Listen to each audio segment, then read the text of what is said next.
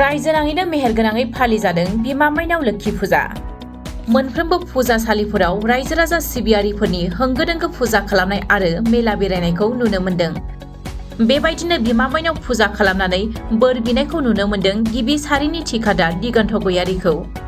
रायजोनि जौगानाय, ओनसोलनि जौगानाय थासारिखौ मोजां सोलिहोनो थाखाय सुबुं माहारिया मोजाङै मोजां रायजो मोनजाथों होननानै गुबुन गुबुन मन्दिर फुजायाव आरज गाबो दिगन्त गयारिया।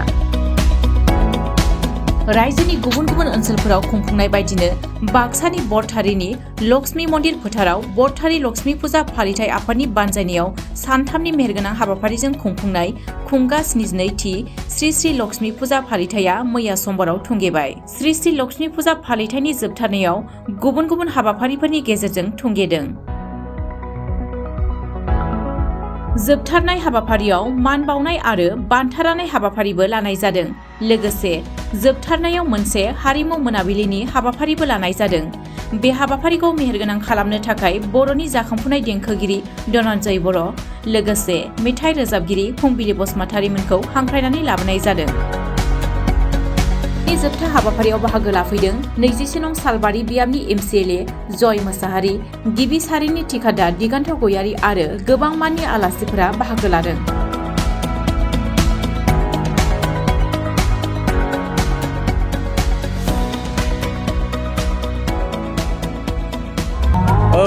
आं दिनै बरथारि गामिनि जोंनि रुफाफुलि PCDC-आव बिमा लोक्षि फुजाखौ दिनै आरज गाबनो फैदों, जेराव जोंनि थांखांनाय बाहागोआ थांबाय।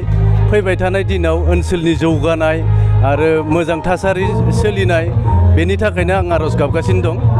दा बेखौनो रायजोनो आं फोरमायनो सानदों। नोंथांमोना गोबां जायगायावनो इसोरनाव बोर बिनायखौ नुनो मोनगासिनो दं। मा फोरमायगोन बे समाव? दा बोरखौथ' बिखानांगोन, इसोरखौ जों फोथायो, फोथायनायनि थाखायनो जों बोर बिगासिनो दं। आरो रायजोनि, आं दाखालिबो होनदों, रायजोनि जौगानाय, ओनसोलनि थासारिफोरा मोजाङै सान्थि सोलिलांथों आरो मानसिफोरा मोजाङै सान्थि आलो गोजोन रायजो जानो हाथों, बेखौनो आं फोरमायनो सानदों। औ, आंहाथ' बहुद अननाय दं। BTC-नि गासै रायजो राजाखौ खौसेयै मोजाङै सालायलांथों होननानै आंबो सानगासिनो दं। बेखौनो लानानै आङो दिनै बिमा लोक्षिनाव आरज गाबबावदों। औ, दासोल' जास्ट बिखांबाय आङो बिमा लोक्षिखौ आथिं हमना खुलुमखांबाय आं, आरजबो गाबबाय मोजाङैनो। निस्सय आं फिथाइ मोनगोन। जोङो सानथामनि हाबाफारि लानानै बे फोरबोखौ खुंदों। थांनाय 28 अक्ट'बर 2023निफ्राय दिनै जोबथि सान 30 अक्ट'बर 2023 बे सानथामनि हाबाफारिनि लानानै जों दिनै बेखौ खुंनाय जादों।